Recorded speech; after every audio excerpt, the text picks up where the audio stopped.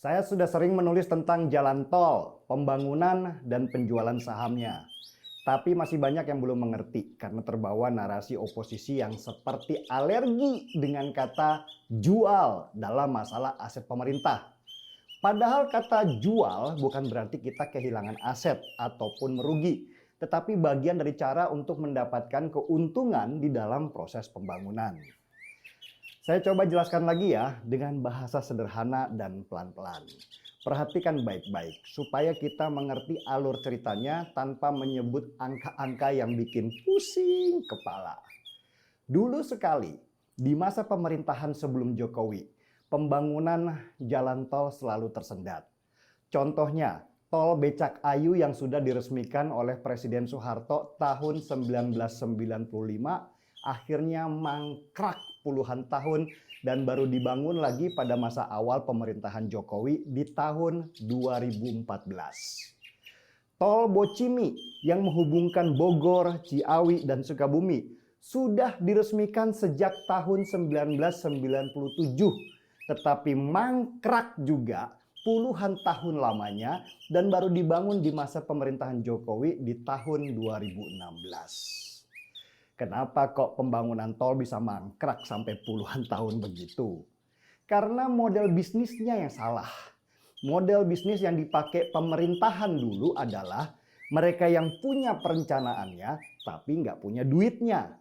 Akhirnya pemerintah mengeluarkan surat yang namanya konsesi jalan tol, yaitu kerjasama pemerintah dengan swasta untuk membangun jalan tol. Surat konsesi untuk tol Becakayu dan Bocimi ini dikeluarkan di masa pemerintahan Soeharto dan diberikan kepada perusahaan swasta dalam negeri untuk mencari investasi supaya mereka bisa membangun jalan tol. Dari mana swasta bisa dapat untung? Gini nih perhitungannya.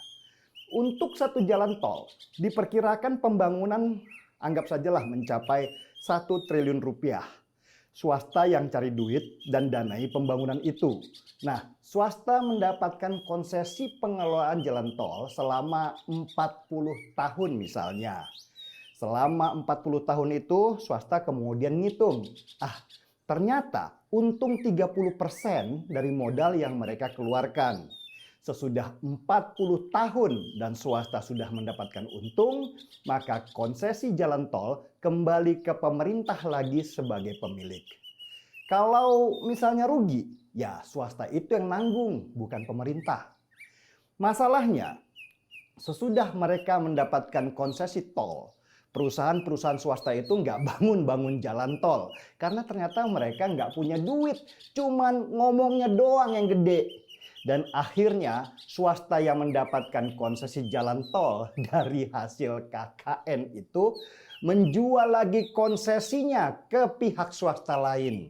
Begitu terus, yang ada cuma jual beli surat konsesi tapi jalan tolnya nggak dibangun-bangun sampai puluhan tahun.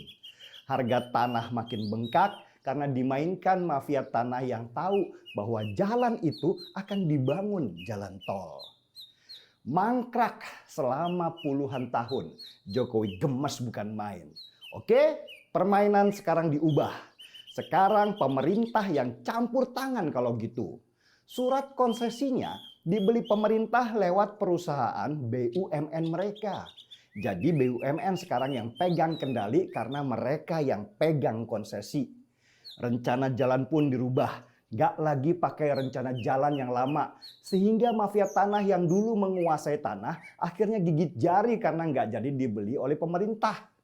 Banyak mafia tanah yang bangkrut gara-gara ini. Dan mereka akhirnya jadi pembenci Jokowi. Nah, BUMN milik pemerintah itu kemudian mencari hutangan juga partner untuk membangun jalan tol. Makanya pembangunan jalan tol di era Jokowi itu gila-gilaan. Di mana-mana membangun dan cepet banget. Tiba-tiba aja kita kaget dengan, loh kok sudah jadi jalan tolnya? Gak ada jalan tol yang mangkrak di masa pemerintahan Jokowi. Mobilitas kita pun semakin lancar. Karena pembangunan jalan tol di mana-mana, BUMN pun berhutang di mana-mana untuk membangun jalan tol. Misi sudah selesai. tinggal bagaimana mencari keuntungan. Akhirnya BUMN pun menjual konsesi yang 40 tahun itu. Catat ya, yang dijual konsesinya bukan jalan tolnya. Karena nanti sesudah 40 tahun jalan tol itu nanti akan kembali ke pemerintah. Sampai sini paham kan? Yang dijual adalah konsesinya selama 40 tahun, bukan aset jalan tolnya. Karena nanti sesudah 40 tahun semua jalan tol itu akan kembali ke pemerintah sebagai pemilik sertifikatnya. Begini analogi sederhananya. Kita punya tanah di daerah strategis. Mau bangun usaha ruko contohnya, nggak punya duit. Kita cari orang yang punya duit.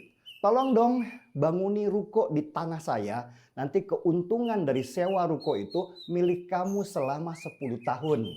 Nah, sesudah 10 tahun dan kamu sudah untung banyak, ruko itu jadi milik saya dengan semua keuntungan sewa menyewanya. Begitu analogi sederhananya.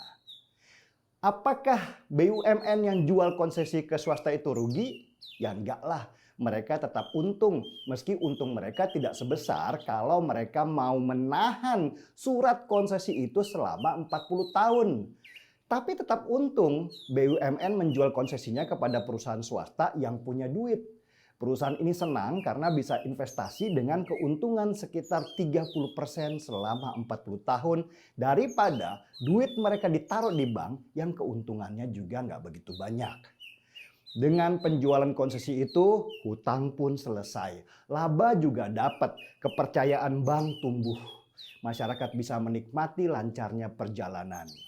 Inilah yang nggak pernah dijelaskan sama Said Didu dan orang-orang Demokrat yang sibuk membangun narasi kalau pemerintahan Jokowi sering menjual tol sesudah dibangun. Narasi yang mereka bikin seolah-olah jalan tol itu sekarang dimiliki orang asing dan kita hanya menyewanya saja. Padahal kalaupun asing itu yang investasinya hanya di konsesi yang 40 tahun itu. Tetapi sertifikat tanahnya tetap punya kita. Dan pada waktunya akan kembali lagi menjadi milik kita. Orang-orang yang ribut kalau pemerintahan sekarang suka jualan jalan tol itu, kalau nggak emang benar-benar bodoh, nggak bisa memahami skema bisnis yang sederhana ini, ya memang cuma jualan isunya aja supaya orang semakin benci kepada Jokowi. Ya urusannya politis lah, bukan malah mengedukasi. Apa yang dilakukan Jokowi dengan mengambil alih pembangunan jalan tol daripada menyerahkannya pada swasta yang kerjanya sangat lambat adalah sebuah terobosan menarik. Dengan campur tangannya pemerintah, semua rencana-rencana berjalan dengan baik. Gak ada yang mangkrak karena rebutan duit. Coba pakai cara lama, sampai sekarang juga tol Becak Ayu, tol Bocimi, dan tol-tol lainnya hanya berupa wacana dan kita akan tetap bermacet-macet ria di jalan raya. Sekarang kita bisa sampai lebih cepat di tujuan dan bisa seruput kopi dengan kopi seruput. Cita rasa original kopi Indonesia. Mari seruput.